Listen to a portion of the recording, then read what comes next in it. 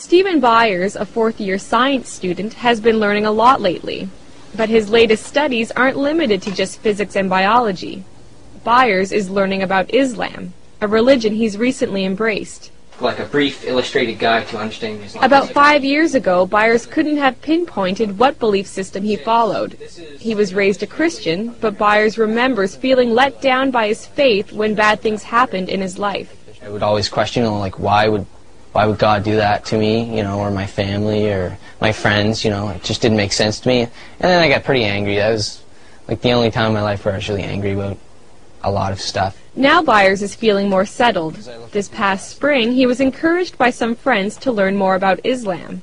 What he found was a belief system that, he says, was a perfect match for his logical mind. So in the summer, Byers spoke the Shahada, the testimony of faith that states Allah is the only God and Muhammad the last prophet of Islam. Once you say that line and you mean it in your heart and you're honest with yourself, you are a Muslim. It says, say there is no God but God. Abdul Haq Hamza says one reason why people gravitate to Islam is because there's something missing in their lives they want to fill. Hamza is a science professor at University of New Brunswick and also president of the Fredericton Islamic Association. He says Islam reminds people that they need to step away from the material world in order to find peace from within. Because Islam tells you have to pray 5 times a day. So you have to disconnect yourself from that growing and fast-pacing life. The idea of peace is integral to Islam's message, a message that is twofold. First, a Muslim is called to submit to God, and then through that submission comes peace.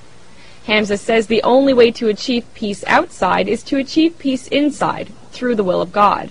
It's like a glowing piece of coal.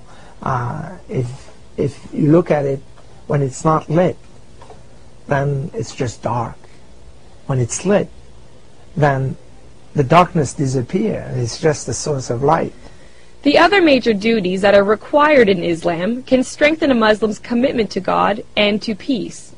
They include praying 5 times a day and reading Allah's Book of Revelations, the Quran, fasting in daylight hours during the lunar month of Ramadan, giving to charity, and, if you have the money, taking a pilgrimage to the holy city Mecca at least once in your life.